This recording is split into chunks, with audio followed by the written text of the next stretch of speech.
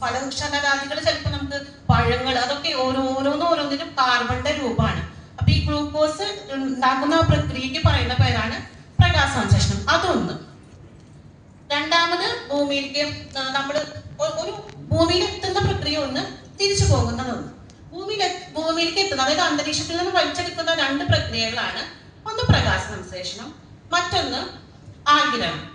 ആഗിരണം എന്ന് പറഞ്ഞു കഴിഞ്ഞാല് എന്താ പറയാ, സമുദ്രങ്ങളൊക്കെ ഒരുപാട് ജീവികൾ ഉണ്ടാവും, അതൊക്കെ ഈ കാർബൺ ആഗിരണം ചെയ്യും. പിന്നെ തിരിച്ചു പോകുന്ന പ്രക്രിയ അതാണ് ശ്വസനം. മനുഷ്യരെ നമ്മൾ ശ്വസിക്കുമ്പോഴും ജന്തുക്കളൊക്കെ ശ്വസിക്കുമ്പോഴൊക്കെ കാർബൺ ഡൈ ഓക്സൈഡ് തിരിച്ചു പോവാണ്. പ്രകാശ സംശ്ലേഷണം വഴി വരുന്നു. അത് ഇപ്പോ ഒരു എക്സാമ്പിൾ പറയാനില്ലേ, ഇപ്പൊ നമ്മൾ നമ്മളൊരു മനുഷ്യനാണ് നിൽക്കാൻ, കുറെ കാലം കഴിഞ്ഞാൽ നമ്മൾ മരിക്കും അല്ലെ, മരിച്ചു കഴിഞ്ഞാൽ നമ്മൾ കുഴിച്ചിടും. ഇതേപോലെ കുറെ ജീവികളും എന്താ പറയാ ശ്വാസം വലിച്ച് വളർന്ന പ്രക്രിയ വിളിച്ചാകുമ്പോ അവര് ചീഞ്ഞളിഞ്ഞ് മണ്ണിൽ പോകും. ഈ മണ്ണിൽ കിടന്ന് അടിഞ്ഞ് ദശലക്ഷക്കണക്കിന് വർഷങ്ങൾ കഴിയുമ്പോൾ അത് ഊർജ്ജ രൂപമാവും. കൽക്കരി, ഫോസില് അങ്ങനത്തെ രൂപങ്ങളായിട്ട് തിരിച്ചു മനുഷ്യന് കുഴിച്ചെടുക്കും. അപ്പൊ എന്തെത്തി, പിന്നെ അന്തരീക്ഷത്തിലേക്ക് എത്തി. അങ്ങനെയുള്ള ഒരു ചാക്രി, അതൊരു പ്രോസസ്സ്. അതാണ് ഈ ഇന്ധനം എന്ന് പറഞ്ഞാൽ അതുകൊണ്ട് ഉദ്ദേശിക്കുന്നത്. അതായത് നമ്മൾ വലിച്ചെടുത്ത് സസ്യലതാദികൾ വലിച്ചെടുത്ത് നമ്മൾ പ്രോസസ്സ് കഴിഞ്ഞ് നമ്മൾ പോയി മണ്ണിൽ ചേർന്നു.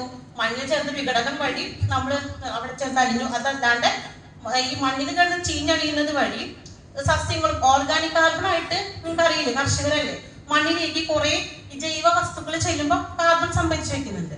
അതുകൂടാതെ കൽക്കരി, ഫോസിൽ ഫ്യൂൽ ആയി മാറുന്നുണ്ട്. ഇങ്ങനെ ഇത് നമ്മൾ കുഴിച്ചെടുത്ത് പിന്നെ എന്ത് ചെയ്യുന്നു, അന്തരീക്ഷത്തിൽ എത്തുന്നുണ്ട്. പിന്നെ സമുദ്രം വേറെ ഒരു ആവാസ വ്യവസ്ഥയാണ്. അവിടെ കുറെ എന്താ പറയാ മത്സ്യങ്ങളുണ്ട്, പ്ലാങ്ക്ടൺസ് ഉണ്ട്. അവരൊക്കെ വലിച്ചെടുത്ത് അവരുടെ പ്രോസസ്സ് അതുവഴി നടത്തുന്നുണ്ട്. നേരിട്ട് നമ്മൾക്ക് ബന്ധമില്ല. നമ്മുടെ പ്രവർത്തനങ്ങൾ എന്താ, അന്തരീക്ഷത്തിൽ വലിച്ചെടുത്ത് മണ്ണിലേക്ക് കൊടുത്ത് തിരിച്ച് അന്തരീക്ഷത്തിലേക്ക് എത്തുന്നതിനാണ് കാർബൺ സൈക്കിൾ എന്ന് പറയാം. ഇത് പ്രകൃതിയാലുള്ള ഒരു പ്രതിഭാസമാണ്. ഇതൊരു പിക്ചറൽ റെപ്രസെന്റേഷൻ ആണ്. ഫോട്ടോസിന്തസിസ് വഴി ഭൂമിയിലെത്തി ആനിമൽസ് എന്താ, ഈ മറ്റേ റൂമിനൻസ് ഒക്കെ അല്ലേ, മറ്റേ അയവറക്കുന്ന ആനിമൽസ് അവരുടെ ഡൈജഷൻ വഴി മീത്തേൻ എന്നുള്ള അന്തരീക്ഷത്തിലേക്ക് ഒരു വാതകം വിടും. ഒരു ഹരിതഗൃഹ വാതകമാണ് അത്. കുറെ നാൾ നമ്മൾ ടേംസ് ഓഫ് കാർബൺ ഡൈ ഓക്സൈഡിലാണ് എല്ലാ ഹരിതഗൃഹ വാതകങ്ങളും നമ്മൾ പറയുന്നത്. കാരണം കാർബൺ ഡൈ ഓക്സൈഡിന്റെ ലൈഫ് കൂടുതലാണ്, അതിലേക്ക് വരുന്നുണ്ട്. അടുത്തത് ഓർഗാനിക് കാർബണിന്റെ ഒരു വിഭാഗം റൂട്ട് താഴെ മണ്ണിലേക്ക് പോകും, മറ്റൊരു അന്തരീക്ഷത്തിലേക്ക് എസ്കേപ്പ് ആയി പോകും. പിന്നെ നമ്മൾ ഇതാണ് സാധാരണ നിലയിലുള്ളൊരു കാർബൺ സൈക്കിൾ. ഞാൻ സിമ്പിൾ ആയിട്ടൊന്ന് കാണിച്ചിട്ടുള്ളതാണ്. കണ്ടില്ലേ, ഫോട്ടോസിന്തസിസ് വഴി വന്നു, മണ്ണിൽ വന്നു, പിന്നെ ഫോസിൽ ഫ്യൂൽ ആയി പോയി, പിന്നെ കുറച്ച് ചെടി റൂട്ട് റെസ്പിറേഷൻ കണ്ടു കാണാല്ലേ, ചെടി കുറച്ച് വലിച്ചെടുക്കും, പിന്നെ തിരിച്ച് ഫാക്ടറി എമിഷൻ എന്ന് പറഞ്ഞു കഴിഞ്ഞാൽ അത് കൂടുതലാണ്, അന്തരീക്ഷത്തിലേക്ക് കൂടുതൽ കാർബണിന്റെ താളക്രമം തെറ്റിക്കുന്ന കാര്യങ്ങളാണ് ഈ ഫാക്ടറി എമിഷൻ. അങ്ങനത്തെ അപ്പൊ ഇത് പ്രകാശ സംശ്ലേഷണത്തെ കുറിച്ചിട്ട് നമുക്ക് ഇതൊന്നും ആവശ്യം, നമ്മൾ അറിഞ്ഞാൽ മതി. ഇതാണ് ഈ പ്രോസസ്സിലൂടെയാണ് അന്തരീക്ഷത്തിലെ കാർബൺ ഡൈ ഓക്സൈഡ് നമ്മൾ കുറച്ച് കൊണ്ടുവരുന്നത് എന്നുള്ളത്. പിന്നെ ശ്വസനം, നമ്മൾ ശ്വസിക്കുമ്പോൾ പുറത്തേക്ക് വിടുന്നത് എന്താ, കാർബൺ ഡൈ ഓക്സൈഡ് ആണ്. ഇതേപോലെ തന്നെയാണ് മൃഗങ്ങളും സസ്യങ്ങൾ ശ്വസിക്കുന്നത് ഓക്സിജൻ ആണ്, പുറത്ത് വിടുന്നത് കാർബൺ ഡൈ ഓക്സൈഡ് തന്നെയാണ്. പിന്നെ ചീഞ്ഞഴുകൽ എന്ന് വെച്ച് കഴിഞ്ഞാൽ മണ്ണിൽ കിടന്ന് ഒരു വലിയ പ്രോസസ്, അതിന് കുറെ സൈന്റിഫിക് ടേംസ് ഉണ്ട്, അതൊന്നും നമുക്ക് ആവശ്യമില്ല. മണ്ണിൽ കിടന്ന് കുറെ നാള് നിൽക്കുമ്പോൾ നിങ്ങൾക്ക് അറിയാലോ, ജൈവം ഈ മണ്ണില് ഈ ചീഞ്ഞഴിഞ്ഞ വസ്തുക്കള് ഒക്കെ മണ്ണിൽ കിടന്നു കഴിഞ്ഞാൽ മണ്ണിന്റെ ഫലഭൂയിഷ്ഠത കൂടും. ഫലഭൂയിഷ്ഠത കൂടാന്ന് വെച്ചാൽ സോയിൽ ഓർഗാനിക് കാർബൺ കൂടുകയാണ്. അതും നമ്മുടെ ഈ കാർബൺ ഡൈ ഓക്സൈഡിനെ മണ്ണിലേക്ക് ചേർത്ത് കൊടുക്കുന്ന ഒരു പ്രക്രിയയാണ്. നമ്മൾ നമ്മൾ പറയുമ്പോൾ ചെറുതാണെങ്കിലും സയൻസിൽ നോക്കുമ്പോൾ അതൊരു വലിയ കാര്യമാണ്. പിന്നെ അടുത്തത് നമ്മൾ കുറെ കാലം കഴിഞ്ഞ് ഇത് കുഴിച്ചെടുക്കുന്നു. ഇതൊരു വലിയ പ്രോസസ്സാണ്, ചെറുതാക്കി മനസ്സിലാവാൻ വേണ്ടി പറഞ്ഞതാണ്. എന്നിട്ട് നമ്മൾ തിരിച്ച് ഫോസിൽ ഫ്യൂലുകളായിട്ട് ഉപയോഗിക്കുന്നു. എങ്ങനെ, പെട്രോള്, ഡീസല്, മണ്ണെണ്ണ, ഇതെല്ലാം ഫോസിൽ ഇന്ധനങ്ങളാണ്. സമുദ്രത്തിലും ഇതുപോലത്തെ ഒരു സൈക്കിൾ ഉണ്ട്. പക്ഷെ അതെന്താ ചെയ്യുന്നത്, അവിടെയും ഈ പറഞ്ഞ രീതിയിൽ അധികമായിട്ട് കാർബൺ ഡൈ ഓക്സൈഡ് ഇടുമ്പോൾ ഈ സമുദ്രജലത്തിന്റെ അസിഡിറ്റി കൂടിയിട്ട് അത് സമുദ്രത്തിന്റെ ആവാസ വ്യവസ്ഥനെ ഇപ്പോ ദോഷകരമായി ബാധിക്കുന്ന ഒരു അവസ്ഥ എത്തിയിരിക്കുകയാണ്. ഇപ്പൊ സസ്യങ്ങൾക്ക് വകഭേദങ്ങൾ പെട്ടെന്ന് ഉൾപരിവർത്തനം ചെയ്ത് അവയ്ക്ക് മാറ്റം ഉണ്ടാവാനുള്ള ഒരു അന്തരീക്ഷം ഭൂമിയിലുണ്ട്. അതാണ് പ്രധാനപ്പെട്ട കാരണം. അതാണ് അതും ഒരു കാരണമാണ്. പിന്നെ ജൈവ വൈവിധ്യ നാശമാണ്. ഒരുപാട് സ്പീഷീസുകൾ ഇന്ന് ഭൂമിയിൽ നിന്ന് മൺമറിഞ്ഞിട്ടുണ്ട്. അതിൽ ഏറ്റവും പ്രധാനപ്പെട്ടിട്ടുള്ള ഇന്ത്യയിലെ ഏറ്റവും ഇനി ഉണ്ടാവാതിരിക്കാനുള്ള സാധ്യതയുള്ള സ്പീഷീസുകളാണ് എഴുതിയിട്ടുള്ളത്.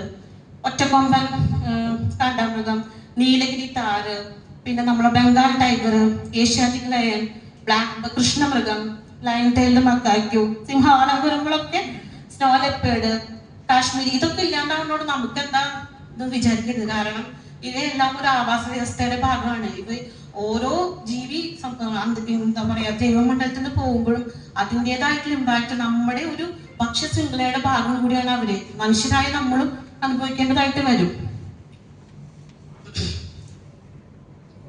പിന്നെ ഇതിനുള്ള പരിഹാര മാർഗങ്ങളായിട്ട് പറയുന്നത്, നമ്മൾ കൂടുതലായിട്ട് വൃക്ഷങ്ങൾ നട്ടുപിടിപ്പിക്കുക, സൗരോർജം, കാറ്റ് തുടങ്ങിയ പുനരുജ്ജീവനിക്കാവുന്ന ഊർജ്ജ സ്രോതസ്സിലേക്ക് മാറുക, ബൈക്ക് ഇലക്ട്രിക് വാഹനങ്ങൾ ഉപയോഗിക്കുക, പുനരുപയോഗം, പരമാവധി വേസ്റ്റുകൾ കുറയ്ക്കുക, പിന്നെ പുതിയ രീതിയിലുള്ള സാങ്കേതിക വിദ്യകൾ ഇൻട്രൊഡ്യൂസ് ചെയ്യുക, LED ബൾബ് അങ്ങനത്തെ ഊർജ്ജ കാര്യക്ഷമതയുള്ള ഉപകരണങ്ങളൊക്കെ വീടുകളിൽ ഉപയോഗിക്കാം. എന്നാൽ നമുക്ക് ചെയ്യാൻ പറ്റുന്ന കാര്യങ്ങൾ ഈ ഏകദേശം സൗരോർജം, കാറ്റ് എന്നിവയിലൂടെ 80% കാർബൺ ഡൈ ഓക്സൈഡിന്റെ അളവ് കുറയ്ക്കാനാണ് പഠനങ്ങൾ പറയുന്നത്.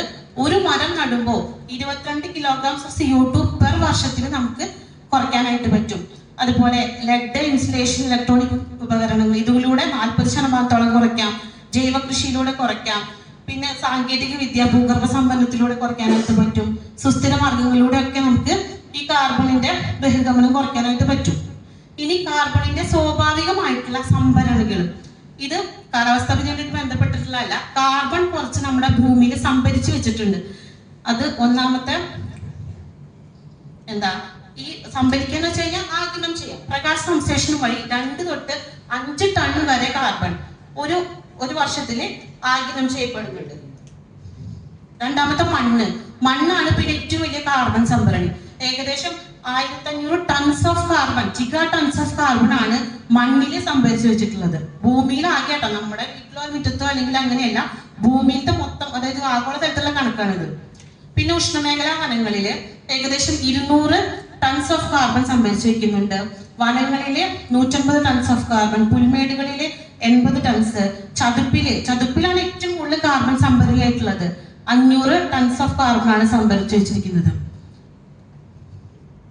അപ്പോ എന്താ നമ്മള് കാട് വെട്ടുന്നതും കൃഷി ഭൂമി കത്തിക്കുന്നത്, ഖനന പ്രവർത്തനങ്ങൾ, കാലാവസ്ഥ മാറ്റം, ഇതെല്ലാം ഈ കാർബണിന്റെ എന്താ പറയാ പരിധിയിലധികം കൂടെ നമുക്കുണ്ടാകുന്ന ഭീഷണികളാണ്. അപ്പൊ നമ്മൾ നടത്തേണ്ട പരിഹാരങ്ങൾ എന്തൊക്കെയാണ്? വനവൽക്കരണം, ജൈവ കൃഷി, ചതുപ്പ് നിലം, ബയോചാർ ഉപയോഗം. ഈ ബയോചാർ എന്നുള്ളൊരു മിറ്റിഗേഷൻ മെഷറാണ്. അതിനെ കുറിച്ചിട്ട് മിസ് അടുത്ത് ക്ലാസ് എടുക്കും. പിന്നെ നമ്മൾ കേരളത്തിന്റെ കാര്യം നോക്കുകയാണെങ്കിൽ, കേരളത്തിൽ ഏകദേശം 29% ഭൂമി വനമാണ്. അത് ഒരു ഹോട്ട്സ്പോട്ട്